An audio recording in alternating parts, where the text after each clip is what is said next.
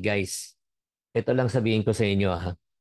Kung meron lang tayo mabibili sa drugstore ng peace of mind na tableta, sino sa inyo ang interesadong bumili ng peace of mind? Type me sa comment section. Type me. Grabe naman, no? Daghan naman talaga ang gusto magkaroon ng peace of mind because yun sa totoo lang, ang peace of mind ay hindi mabibili. Yes, I know itong sinasabi kong financial peace in 30 days may be a bold promise. But you need to have the right knowledge to make this possible. Hindi lang pwedeng desire eh. Alam mo sa totoo lang, kung sa desire lang for us to achieve financial peace and freedom, marami na talagang nagkaroon ng peace and freedom sa pera. Pero hindi yan sapat. Ang kailangan ay dagdag natin ng kaalaman. Para maintindihan yun, ibig sabihin, ang unang tanong ko, nakaka-relate ka ba? Relate saan, Chinky? Sino sa inyo ang kulang ang kita at hirap kayo mag-budget? Type me. Kulang ang income.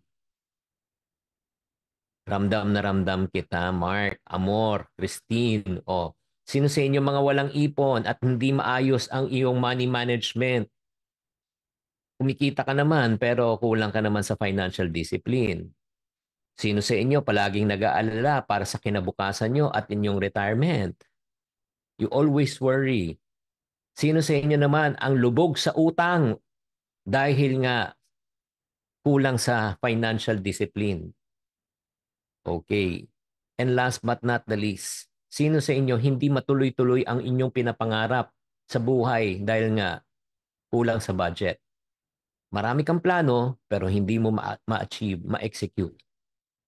Kaya nga if yes ang kasagutan sa lahat, hindi ka nag-iisa. Ano ang tanong, 'di ba? Ano-ano ba talaga ang mga dapat nating gawin at hakbang para ma-achieve natin ang financial peace? I'll give you some suggestion. Una, kailangan po tayo umabot sa punto ng atong kinabuhi na kumikita ka at madagdagan ng iyong kita kahit natutulog ka. Agree o disagree? Type agree kung nag-agree kayo. Kasi kailangan po yan eh. Importante po talaga yun na kung iisa lang source of income mo, may problema ka. Number two, hindi lang income ang mahalaga. Kailangan matuto ka rin magsimula ng tamang pag-iimpon at pag-i-invest para sa future mo. Kasi at the end of the day, yes, we're iponarios. I always spouse the ideas. Kailangan mag-ipon, di ba, para maging milyonaryo. Pero sa totoo lang ang ipon, hindi ka pwede pagyamanin. Kung ano ang ginawa mo sa ipon, yan ang magpapayaman po sa inyo. And then third, kailangan ultimately para magkaroon tayo ng peace of mind, yung maging utang free. Di ba? Aminin man natin o hindi, ang utang is the number one source of financial stress. Type agree kung nag-agree kayo. It's bad enough already na kulang ang income mo. It's bad enough na maliit ang income mo. But worse, maliit ng income, kulang ng income, may utang ka pa. And last but not the least, ang pinaka-ultimate goal natin is matutunan natin ang tamang diskarte sa pag-i-invest para magparami ng pera. I do believe kung ma-achieve natin tong apat na ito, we will be able to achieve financial peace. But there's what we call as expectation versus reality. Ano expectation? Expect natin na gumanda ang buhay pero ang realidad, challenges ang nangyayari. So let me paint you a picture of before and after. Ang tanong, saan ka nakaka-relate? Okay, type relate na lang sa comment section na before. Problema sa utang ang hindi sapat ang kita. Type relate kung nakaka-relate kayo. Ang after, ang pinaka-ultimate goal natin after this session, itong session natin na ito, pag natapos tong session na ito, maunawa mo na kung paano magkaroon ng financial freedom at the same time maging utang-free na pamumuhay. Sinong may gusto nito? Type gusto sa comment section, please. Thank you, Ron, Ronnie. Before, hirap ka mag-manage ng pera at di ka nakakaipon. Kahit malaki kita, malaki rin ang gastos. Pero good news, after this session, matutunan mo, tuturuan kita paano yung epektibong pagmamanage ng pera, pag-iimpon, at pag-i-invest. And then last, reality. Laging nag-aalala tungkol sa kinabukasan, hinaharap. di ba? About your future. Sino sa inyo may fear of the future? Type me. Di ba? Fear of the future, fear of the unknown. Di ba? Good news. Pagkatapos ng session day ito yung good news. Tatahimik at magkakaroon ka ng kapanatagan sa isipan para sa iyong kinabukasan. This is what you are going to get in this session. And yun nga, kung gusto mong makalaya sa financial stress, di ba? Itong pag-uusapan natin, ang problema lang, madalas ang ginagawa natin ay sipag at tiyaga, di ba? Sipag, tiyaga, di ba? Para makamit ang ating mga pangarap sa buhay. Sino sa inyo dito ang magsasabi na masipag ka naman, matyaga ka naman, pero hindi mo pa tinatamaan yung target? Type me sa comment section.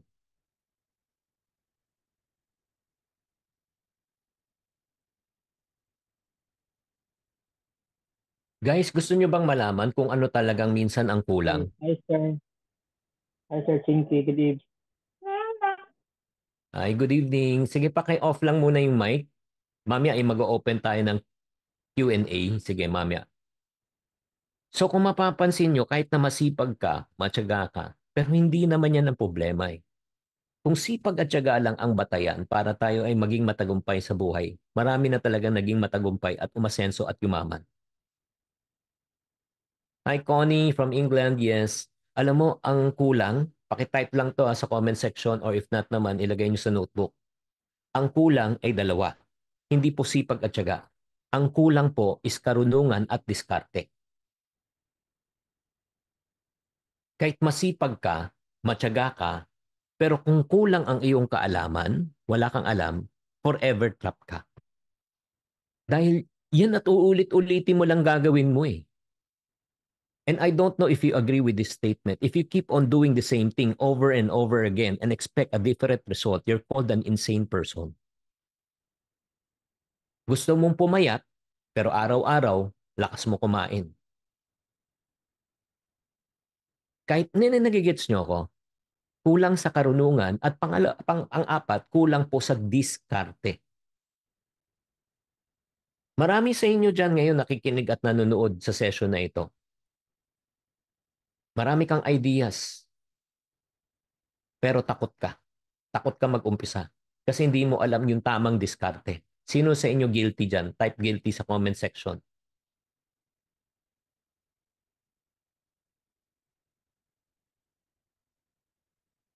So just to give you a perspective, I used to be in that situation. Para sa mga taong first time na nakikinig dito, just to give you a perspective, ganun din. I was born in Tondo.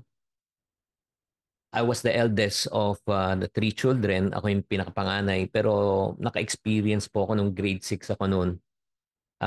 Nalugi negosyo ng aking ama. And then because of that, Connie, the challenge, financial challenge, I was forced, not by my parents, but by myself, na motivate ako, na inspire ako to do something about it. Dahil mahirap maging mahirap. Anong ibig ko sabihin? Sino sa inyo naka-experience ng wala kayong makain at pambili ng merienda sa school dahil wala kang pera? Type me sa comment section. At ako parati ako lumalayo sa kantin. Kasi nakikita mo silang kumakain, may pambili sila, ikaw wala. Di ba? At sino rin sa inyo naka-experience na i-etche puwera dahil wala kang pera? Yung parang sa school yan, may groupings yan eh. Yung mga mayaman magkasama, middle class magkasama, mahirap magkasama. So in other words, I told myself and which I experienced, mahirap maging mahirap. Yun ang favorite tagline ko eh. When I had nothing, mahirap maging mahirap. Iba ang tingin sa'yo ng tao pag wala kang pera. Naniniwala ba kayo? Yes or no? So basically, anong ginawa ko po? I got involved myself in sales. Oo. Hi Maldita, si Laila, si Jora, si Belinda, maraming salamat. Yun nga, I got involved myself in sales when I was age 12. Ang first na benta ko, toilet paper. And then, during the time when I was selling toilet paper, ito yung na-realize ko. People you expect to buy are not the ones buying. People you least expect to buy are the ones buying. People you expect to support you are not the ones supporting. And people you least expect to support you are the ones supporting. Sino sa inyo nakaka-relate? Na-experience nyo rin yun? Yes or no? So to cut the long story short, from toilet paper, I sold pants, I sold shoes, I sold shirt. I hit my first million when I was in my 20s. Noong 20, I think 27 or 26, tinamaan ko yung first million ko. So why am I telling you this story, guys? The reason why I'm telling you this story, because I used to be in that position. Dinaan ko sa sipag at tiyaga, pero ito yung nangyari ko. Ito yung na-realize ko. Pag sipag at tiyaga lang talaga, kukulangin. Tumaas lang yung income ko when I was in my, yun nga, in 1990s, when I learned. Natuto ako. As a matter of fact, hindi ko makalimutan to. I only have last 300 pesos in my wallet during that time. Pumunta ako sa National Bookstore. Curious lang ba? Pumunta ako dun sa mga book section. May nakita ko isang book. And then, binasa ko yung book. Nung binabasa ko, sabi ko sobrang bilis tong unawain, intindihin. So to cut the long story short, I drew my last 300 pesos and purchased that book. So what happened next? Because of that learning that I got from the book, yung 300 pesos na yun, the following year, I made over 1,000,000 pesos because of that book.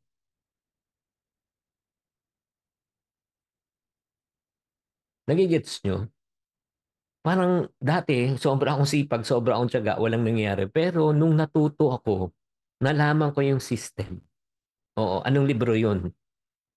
Secret. Hindi. How to Build a Large Successful Organization. That was the book by Don Faila.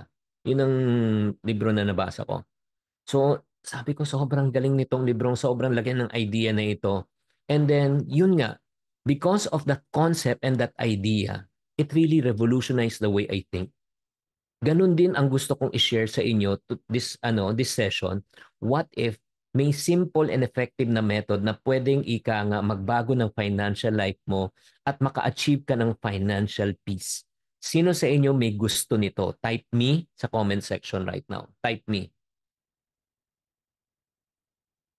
Thank you very much, Christine, Ronnie, Mark. Okay. Para sa mga nagta-type ng me at handa na kayo, let me explain to you itong methodology na isi-share ko po sa inyo. It took me how many years to develop this?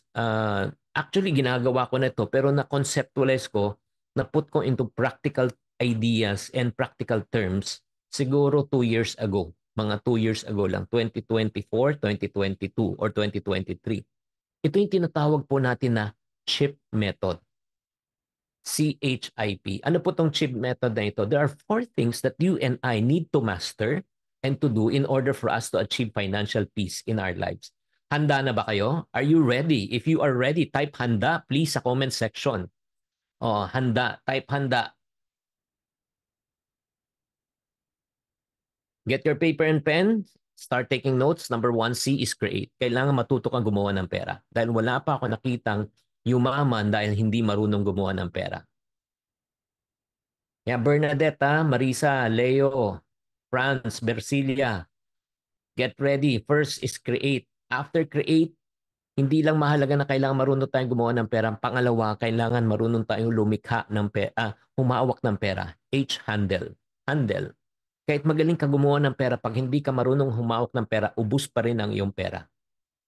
Agree? Kahit magaling kang mag-create ng pera, mag-handle ng pera. The third most important thing is learn how to invest. Letter I, invest, magpalago ng pera. Bakit? Simple. The moment you stop working, you stop earning, but you don't stop spending. Does it make sense? Type makes sense if it makes sense. Pag yan lang ang source ng income mo, maniwala ka. Pag nag-retire ka, ubos ka kapatid.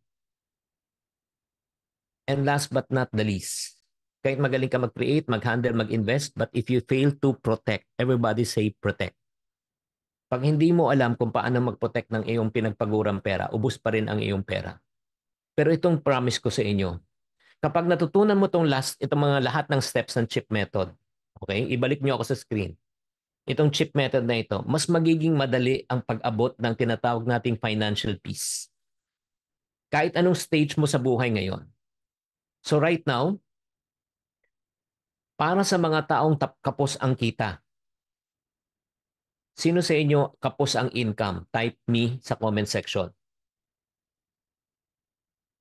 I want to ask for your full attention and I will help you to give you a deep dive. And not only deep dive, bibigyan kita ng strategy ngayon sa part na ito on how to create more money. First, I'm going to teach you how to create. Bakit natin kailangan matutong mag-create? Alam mo sa totoo ngayon, sa buhay ngayon, hindi po sapat na magkaroon ka lang ng isang source of income.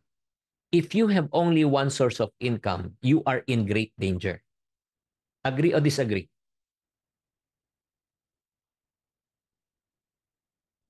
Hindi pa ba sapat yung nangyari noong 2020 ng March? Iisa lang ang source ng ating income. Nung nawala ang ating work, nung humina ang ating negosyo, dahil iisa lang ang source, apektado tayong lahat.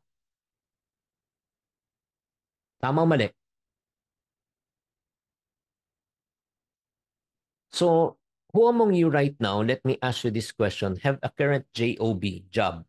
Type me sa comment section.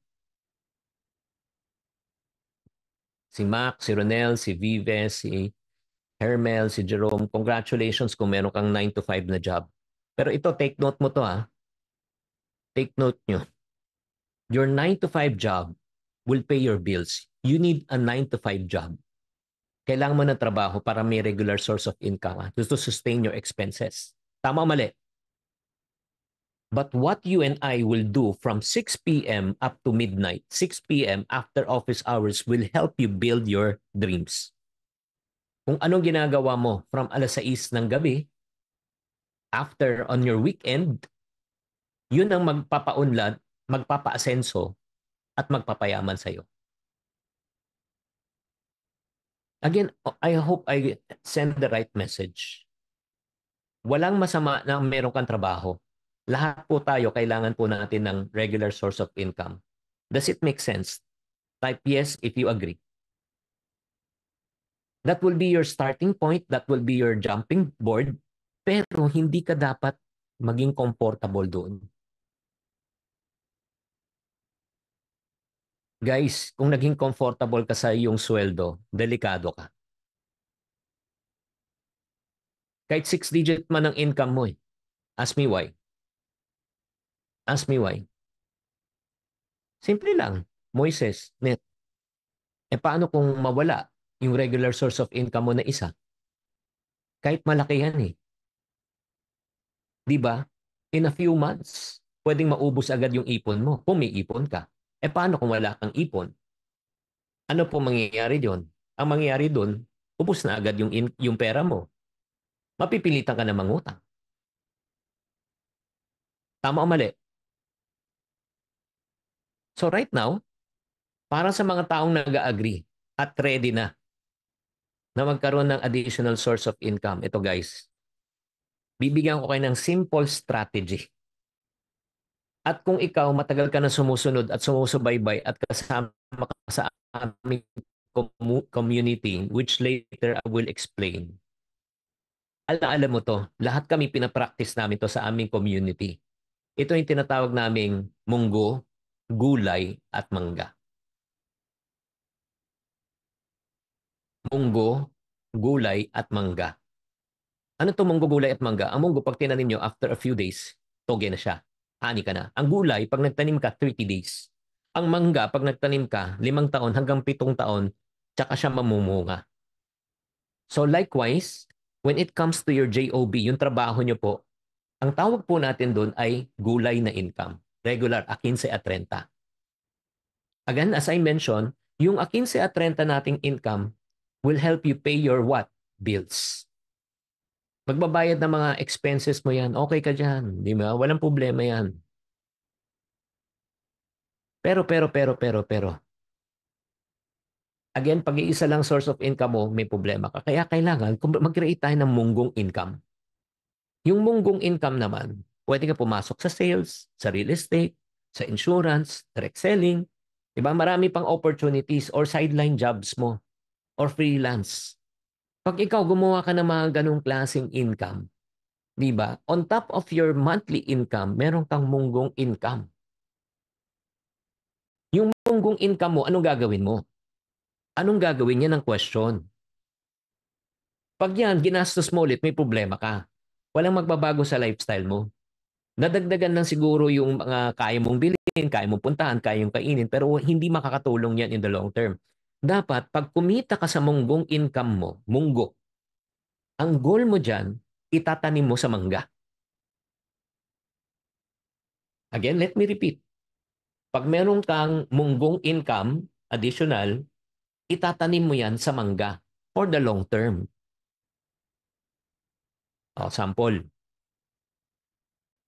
kumita ka. Like for example, ako, bilib na bilib ako minsan sa mga yung mga nag-aangkas na mga driver, tinatanong ko yan eh. Tinatanong ko sila. Sabi ko, ano to, full-time o part-time? Meron ako nasakyan na isa dati, security guard. So, ang regular na income niya, yung gulay niya, pagiging security guard. So, sabi ko, paano yung schedule mo? Kasi sa umaga, hinahatid ko yung anak ko papasok sa school. Pagkatapos yan, pero bago na ako pumasok sa trabaho, nag-aano na ako, kumukuha na ako ng konting pasahero para pambayad lang ng ng gasolina. So, papasok ko ng alas 8 sa office, lalabas ako ng mga alas 6, ganun, 8 to 6 siya. Pagkatapos niya ng alas 6, uuwi na siya. Pero bago siya umuwi, mag-aangkas siya ulit from 6 p.m. up to 10 in the evening. Bago siya umuwi, sinasabay na niya. So, meron siyang additional income ulit for that. Tapos tinatanong ko nga, anong ginagawa mo ulit sa mga Ay, sabi niya, sir, meron akong hinuhulugan na ngayon na bahay. Yung kinikita ko sa yung sa pag ko, aangkas ko, hinuhulog ko na. So in other words, saan niya tinatanim? Tinatanim niya sa mangga. Nagigets niyo yung idea? Kasi ang mangga, pag nagtanim ka, hindi po siya agad-agad nakikita. Matagal yan. Mamaya, we will tell you kung paano pa yung mangga method na yan. Later, I will explain in detail kung paano natin magagawa yan. So, I hope all of us inside this room will use the munggo, gulay, mangga method. My question to you right now before I proceed, sa palagay nyo, maganda ba tong strategy na ito? Yes or no? Pakitype na lang po. Bakit ko sinasabing napakaganda ng strategy na ito? Simple. Because I've been using and doing this for over 47 years. Currently, if I'm going to check my sources of income, I have 12 sources of income, 12. Meron akong munggo section, meron akong mangga section, gulay section, meron akong mangga section. Kaya sinasabi ko, it works. To prove that it works, I help one person by the name of Marta Ping. Sinabi niya, sinulat siya noong May 12 ng 2020, "Thank you, sir, for inspiring people, motivating people. Isang taga-subaybay ng mga teaching niyo since 2010. Wala nga akong ipon noon, napakahirap ng panahon na yun. Hindi ako nakapagtapos ng pag-aaral. Kasi mahirap lang talaga. Lahat ng natutunan ko sa inyo, in-apply ko. Now, I'm 30 years old, a construction businessman in Davao City with an asset of almost 100 million pesos. Salamat po talaga. Sana magkita tayo sa personal." Grabe. Ano ginawa niya? Munggo, gulay, mangga method. And itong good news. Para gusto nyo malaman na detalye, may ginawa na ako ng step-by-step resources that you can access anytime, anywhere, any place, even nasa team abroad ka, kahit nasa probinsya ka, na magtuturo sa inyo na iba't ibang diskarte na pwedeng pagkakakitaan. Gusto ko tapusin nyo tong presentation na ito, tong session na ito. Sasabihin ko sa inyo later kung paano. Okay? So would you Sino sa inyong gustong malaman yung mga diskarte na yun? Type me sa comment section. Type me. Sige, mami, pag-usapan po natin. Next, after you learn how to create, let's talk about handle. I'm gonna go deep dive on this. This one, 3 parts ang kailangan nyo i-master sa handling ng pera. Sulat nyo to. Save, budget, and debt. Save, budget, and debt. Kailangan matuto ka mag-ipon, kailangan matuto ka mag-budget, kailangan makalabas ka sa utang. Guys, pag na-master nyo itong three things na ito, okay ka na sa handling. Thank you, Myra, for sharing, for typing. So right now, I would like to share with you, ito namang strategy na ito. Sobrang galing din ito. Pag natutunan nyo itong strategy na ito, tsak na tsak ko, makakaipon ka at makakalabas ka sa utang. So ready na kayo, guys? Are you ready? Type ready kung ready naman kayo. Oo. I hope this session is really exciting. Ako excited ako. So, eto naman po, ang next na method na ituturo ko po sa inyo is what we call as the bawas dagdag method. Ano tong bawas dagdag method? Ito ba'y tungkol sa eleksyon? Hindi po. Ang una, ang ibig sabihin ng bawas, bawasan po natin ang unnecessary na gastusin sa ating buhay. Lalo na kung nag-uumpisa ka, hindi pa maganda ang cash flow mo. Kung maganda na cash flow mo, wala na tayong pag-uusapan dito. Pero kung kapos ang cash flow mo, yung just enough, tama lang, kapos, di ba? Or if not naman, borderline ka, pag may nangyari na aksidente, nako, utang ka na. Kailangan bawasan mo muna yung mga unnecessary gastos. Ano po yung mga unnecessary gastos na pwede natin bawasan? Pakitype lang po nga sa comment section. Sa palagay nyo, ano yung mga unnecessary na gastos na ginagastos natin araw-araw on a weekly basis na pwede nating tanggalin? Let's talk about luho. Shopping. Diba? O ito na lang, guys. Ito. Let's make it more practical. Yung pagkain sa labas. Tayong mga Pinoy, mahilig talaga tayo kumain. Kaya nga kung gusto nyo pumasok sa isang magandang negosyo, food is life. So more or less, when you eat out with your family, mga magkano po ang kailangan yung gastusin? Sige nga, pakitype sa comment section. Magkano ang kailangan mong gastusin pagkakain kayo sa labas kasama ng buong pamilya? Pwede bang sabihin na natin na family of 5, 1,000 pesos? Family of 5, 1,000 pesos. Mahina na po yun. Tama o mali? Kung gawin mo lang yan, guys, isipin mo to, kung gawin mo lang yan ng 4 times in a month, 4 times every Sunday, that's 4,000 a month, it times 12 months, that's 48,000 pesos in a year. Alam ko sa UK, iba naman yan, Ate Connie. Huwag mo naman kami idamay.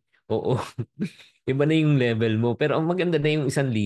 So imagine mo, 4,000 a month, 48,000 in a year ang ginagastos natin sa pagkain sa labas. So my question to you is this. What if bawasan natin since nalaman natin, ay, ang laki. Kasi kung kumikita ka ng 24,000 pesos a month, so 2 months of your salary sa eating out, di ba yung sa salary mo, napupunta sa eating out. Ito yung proposal. The proposal, eat out pa rin, pero instead na 4 times in a month, be mindful, be conscious, be cutesy, di ba?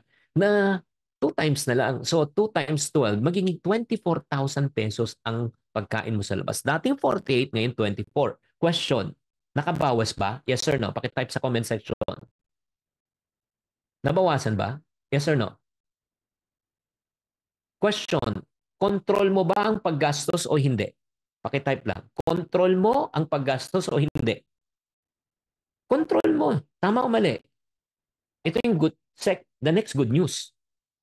And I hope na you will consider this.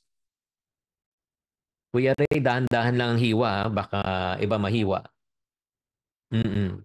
Ito ang good news. Money not spent is money additionally earned. Ang perang hindi mo ginastos ay dagdag income mo. Kasi ang mindset natin, ay kailangan dagdagan ko yung sweldo. Oh, no, no, no. Alam mo kapatid, kahit malaki ang kita mo, malaki rin ang gastos mo, ubos pa rin yan. Di ba?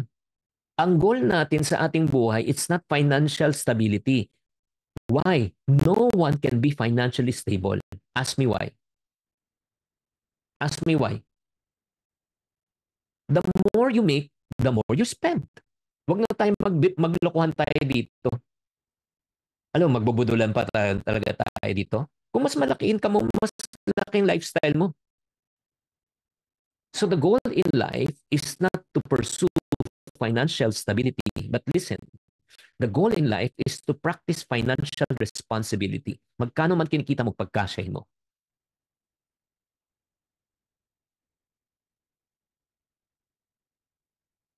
May tama ba?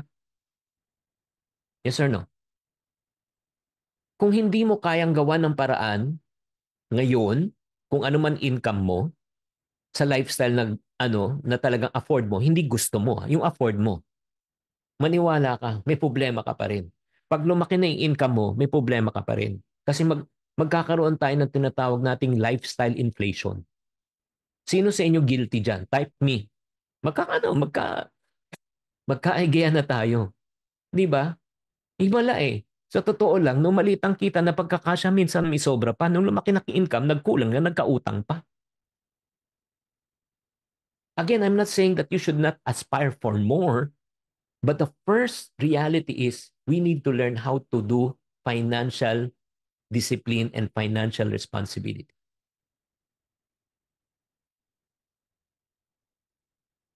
Bawas. Second, pag nabawasan na natin yan, Celia, Cherry, next question, next na diskarte, dagdag. Dagdagan natin income natin. Babalik na naman tayo sa create eh. Hello? Gets nyo? Ang pagbabawas kasi ng gastos, ang pagtitipid may limit. Pero ang income, yung pag-create ng dagdag income, walang limit.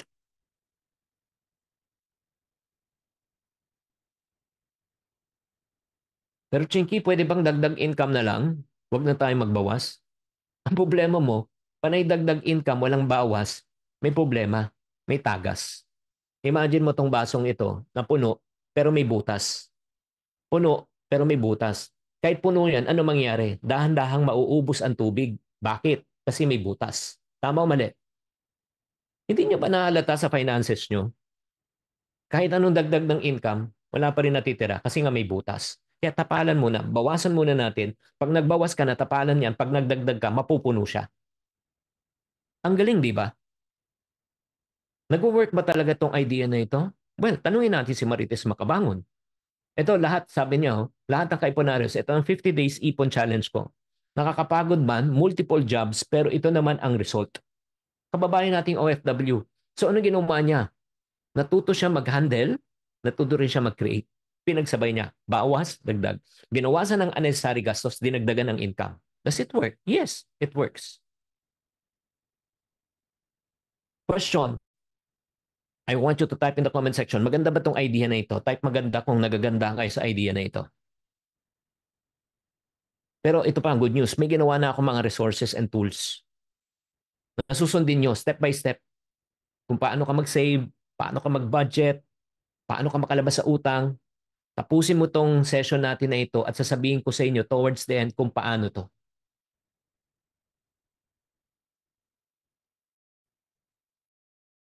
Thank you, Jessimer, Jayan, Annalyn, and Laila. Maraming salamat.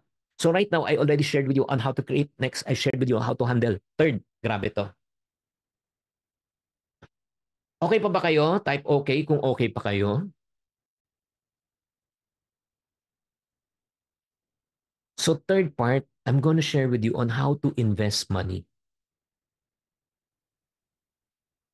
Kahit na magaling ka mag-create, okay, dami mong pera, okay, handle, nakakaipon ka na, oo. Bakit natin kailangan matutong mag-invest? Look at me guys, look at me. Ito reality, Ron, Ray, Mark, Amor. The moment you and I stop working, we stop earning, but you and your family doesn't stop spending. Ang pera, napakahirap kitain pero napakadaling gastusin. O baka ako lang may problema. Tama o mali? Kailangan guys ha, ito lang, ang panalangin ko sa bawat kaiponaryo. na nakikinig at nanonood sa session na ito, na darating tayo sa panahon na kahit na tumigil tayo sa ating kita, tumigil tayo sa pagtatrabaho, may papasok pa rin pera. Hello? Yan ang samot dalangin ko. Itong realidad. Huwag na tayong magbulhan dito. Kung wala kang kakayanan wala kang kakayanan na kumita ng pera habang ikaw ay natutulog, nagsi-CR, nagbabakasyon, jumijingle, kumakain, no offense meant. You are bound to become poor once you stop working.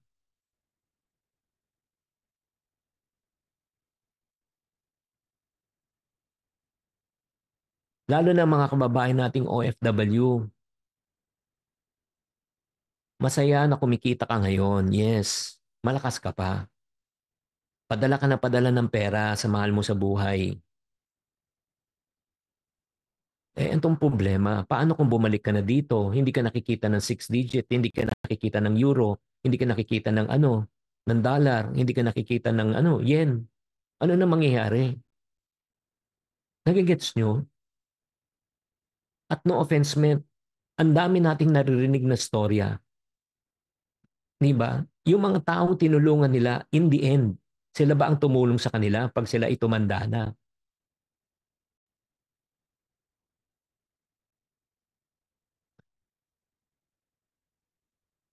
Maybe this is a wake-up call for you guys in this session of ours that you should think about the long term. Tama o mali? Guys, wala tayo sa Spain. Wala tayo sa UK.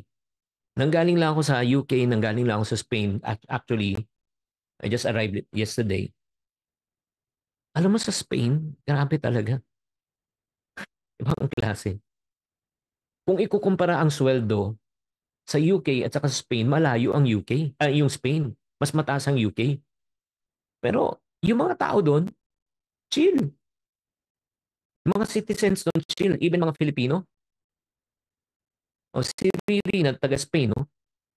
Riri, baka pwede man i-open ang mic mo, Riri, para first hand ng information. Riri, can you open your mic? Pwede ba? Type yes if you can.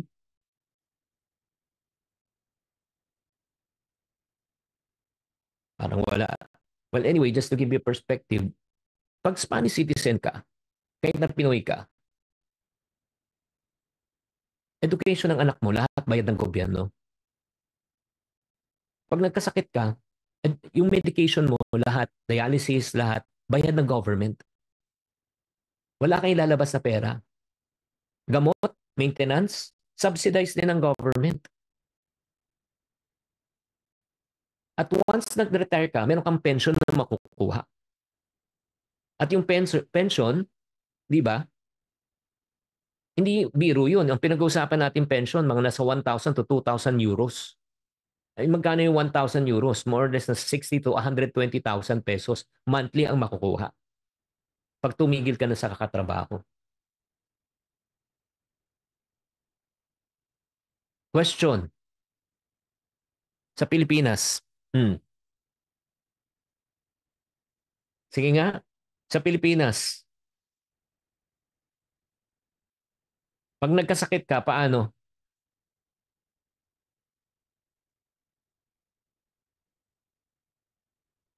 Ayun yung magsalita.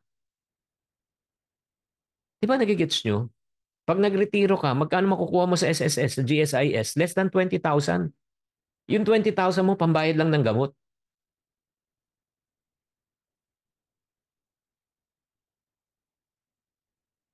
O sige, ganito na lang. May mga iba sa inyo nakikinig at nanonood. Matagal pa naman yan eh. Yes, I agree, bata ka pa, matagal yan. Pero ang tanong ko, nakapaghanda ba yung mga magulang mo?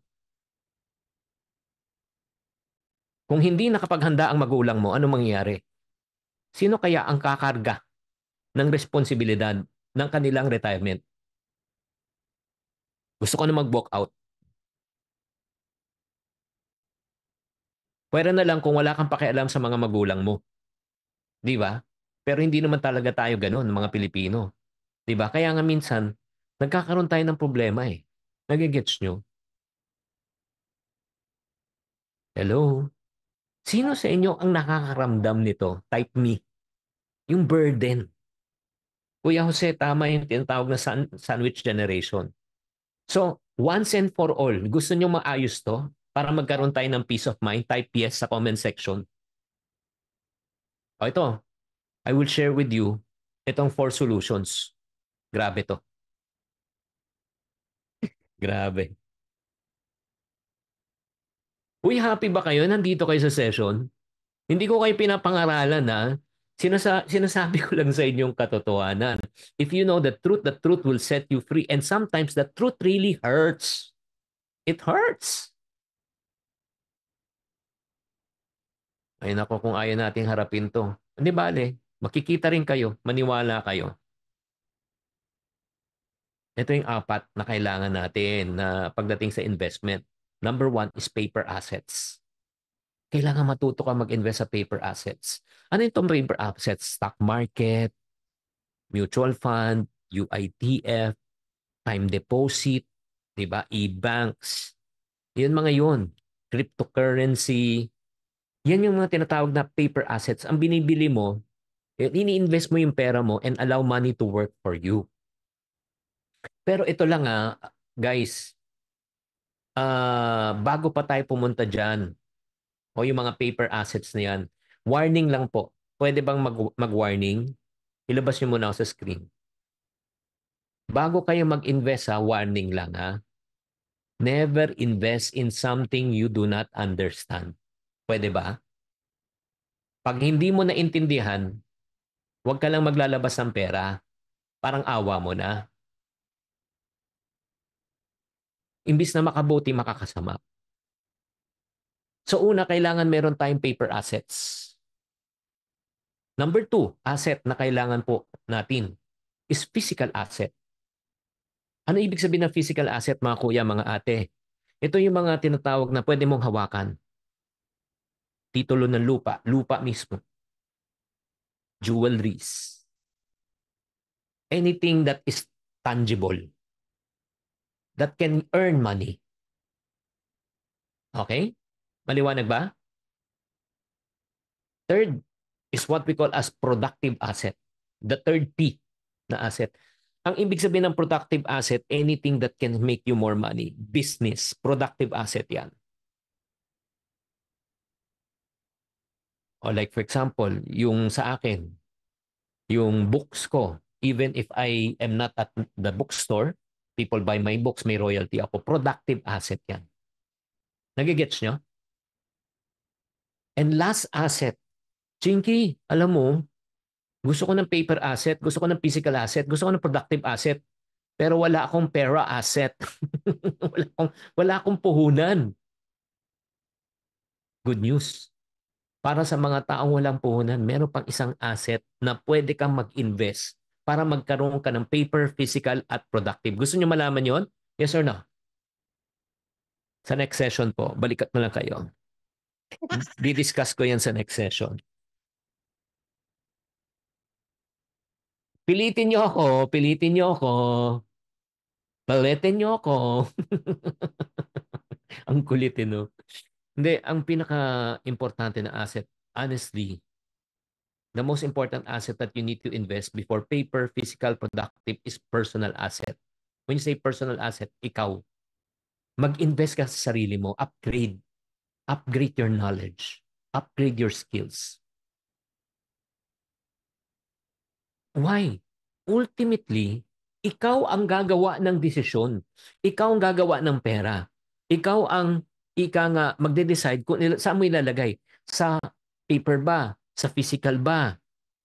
Or let's say sa productive ba? Nagigets nyo ang ibig ko sabihin? Pag wala kang alam, no offense man, kapatid. Pag wala kang alam, ay, ito yung painful part eh. Ito si Ray, kain ng kain, hindi naman nagsashare.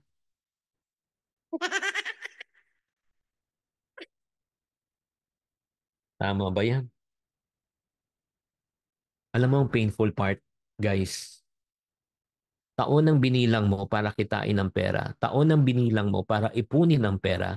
Isang maling desisyon lang ang kailangan mo para maubos ang iyong pinaghirapang pera. Does it make sense? Yes or no? And this is really painful for me. At it pains me to think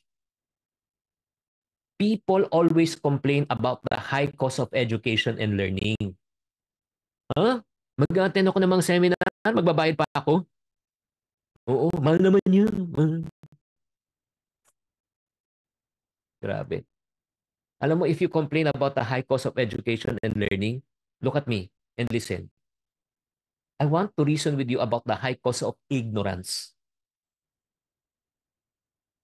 Sino sa inyo mag-agree dito? Mag-type agree kung mag-agree kayo, sasabihin ko. At pwede kayong mag-disagree. Tulad nyo rin kung di-disagree kayo.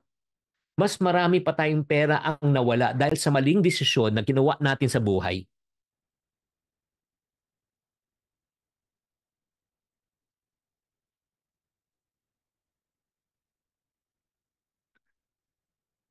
Kaya nga, you coming to this session is one of the best decision that you have ever made. As a matter of fact, this is a free session that I'm giving.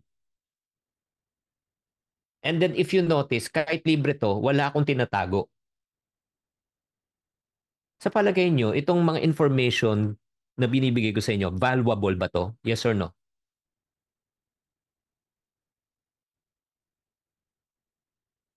Sobrang sulit ba to? O sobrang sulit naman sa oras na binigay nyo. Sinusuklian ko lang. Kaya ngayon guys, ito lang sinasabi ko sa inyo. No? Chinky, paano ba? Paano ba mag-invest? Hindi ko alam. O, tignan mo lang natin ha. Ito ha. Si Ishel Dulay. Hello mga kaiponaryo. Gusto kong i-share na matagal na akong follower and listener, Sir Chinky. Nung ko pa gustong mag-invest sa stocks, pero hindi ko alam kung paano. Blessing came. Sir Chinky introduced me to stock market for everyone. So I decided to purchase the online course. Sobrang dami ko natutunan. Salamat Sir Chinky at kay Sir Marvin Germo. Habang ECQ during the pandemic, busy ako sa pag-aaral sa stock. Now I started to invest sa stocks. Investor na po ako. I'm so happy. Thank you Sir Chinky Tan. So in other words, ito yung good news. Gusto niyo rin bang matuto? Okay guys, lahat na nakikinig, gusto niyo bang matuto na matuto kayong mag-invest na safe, secure, at di kayo may scam? Type me. Safe, secure, hindi kayo may scam.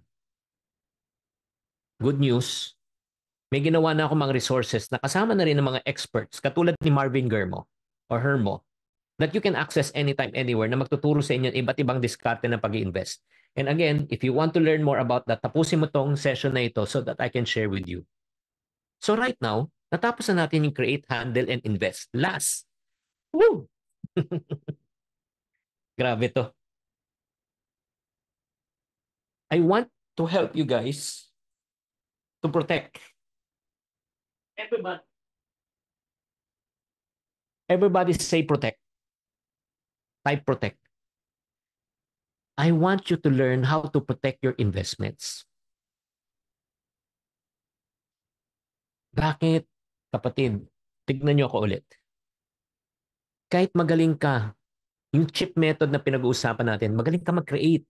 Ay, ang dami mong kinikita. Galing mo mag-handle, nakakaipon ka. Ang galing mo mag-invest. Oo, magaling ka na mag-invest. Pero if you fail to protect, pwede ka pa rin maubos. Ha? Huh? Really? Yes. Ask me why. And ask me how. Ask me how. Type how. Question. May kakilala kayo nagka-COVID noong 2020 na ospital. Magkano hospital bills? Magkano? Milyon. Recently, nabalitaan nyo, si Ivana Alawi, na ospital na 7 araw. 7 araw. Sa loob ng 7 araw, hulaan mo magkano na gastos niya. Milyon. So ano po nangyari? Taon ang binilang mo para kitain yung pera, tapos taon ang binilang mo para ipunin at tigom ang iyong pera. Pagkatapos na nakapag-invest ka ng pera, pero wala kang protection, wala kang health card, wala kang insurance, wala kang ano mangyari? Lahat ng pinag-ipunan mo, ubos. Agree? So anong pong gagawin natin? Wala po tayo sa nako, grabe talaga. Mapapasana all ka na lang. Sana Spaniard na lang tayo o taga UK tayo. Sagot ng gobyerno lahat ng medication. Wala. So ngayon, habang wala, sariling kayod tayo mga kapatid. Kailangan mo ng health insurance, life insurance, non-life insurance, financial planning, estate planning. Kailangan po natin lahat yan. At para sa mga kababayan ko na nakikinig ngayon sa overseas, yes, safe na kami. Oo, meron na kaming health insurance. Hindi na namin problema yon. Hindi ka pa rin safe. Hindi ka pa rin safe. Ask me why. Yung mga kababayan nating OFW, hindi ka pa rin safe. Bakit? Kasi may mga kamag-anak ka pa rin dito ng mga magulang ang mahal mo sa buhay nandito sa Pilipinas na walang ganun. At kung may mangyari, kanino rin kukunin yung pera? Kanino rin? Sa inyo rin. Hello?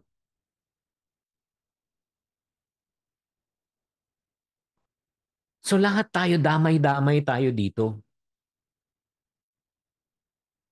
Kaya nga guys, I hope medyo lang, emotional ako when I talk about this. Kasi malapit to sa puso ko, yung lalo na sa protection part. Bakit? Yung father ko went through dialysis for over 10 years. I think 12 to 15 years siya nag-dialysis. Una, nasusustain niya yung dialysis niya kasi may retirement fund siya, nagagamit niya. Pero umabot na sa punto na naubos na. Nagets nyo? At hindi biro yun, guys. Hindi biro yung gastusin.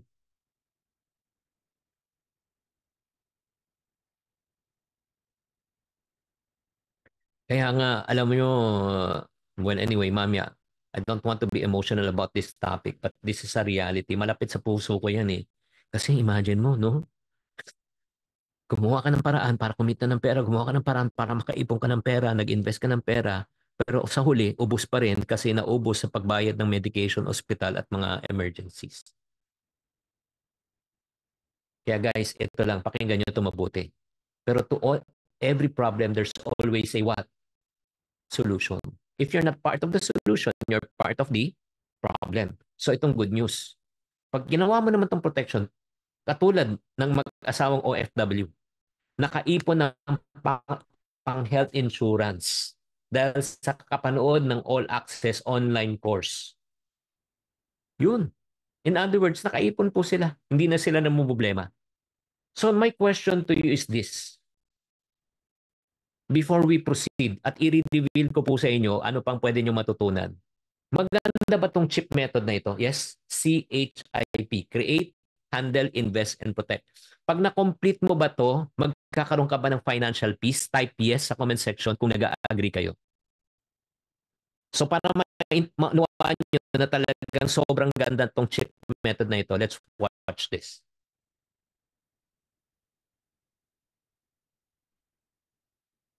Yung discussion ni Sir Chinkitan, super ganda niya. Yung pinag-connect niya na yung sa chip method na sinabi niya, feeling ko talaga mas effective siya. Yung naintindihan ko po sa chip method is to earn more and handle your money. Ang pinaka nagustuhan ko sa chip method is yung protect.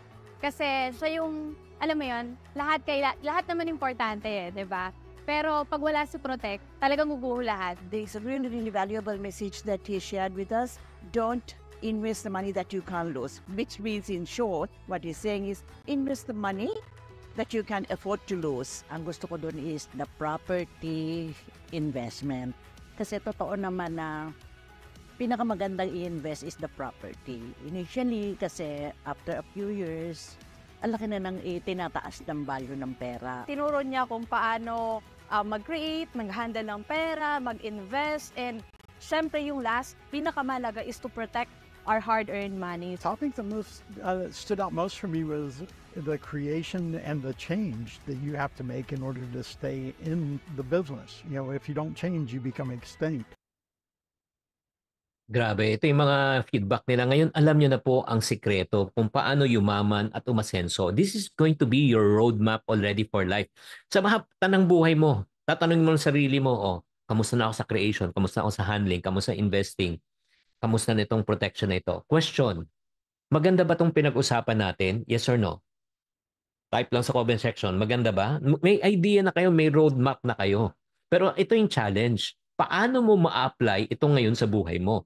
Alam mo, at the end of the day, it's not how much you know, it's how much you apply. Ngayon, meron kayong two choices na pwedeng pagpilian. Number one, you can start doing this on your own. Mag-trial and error ka. But based on experience, let me ask you this question. Sige nga, tanungin ko kayo.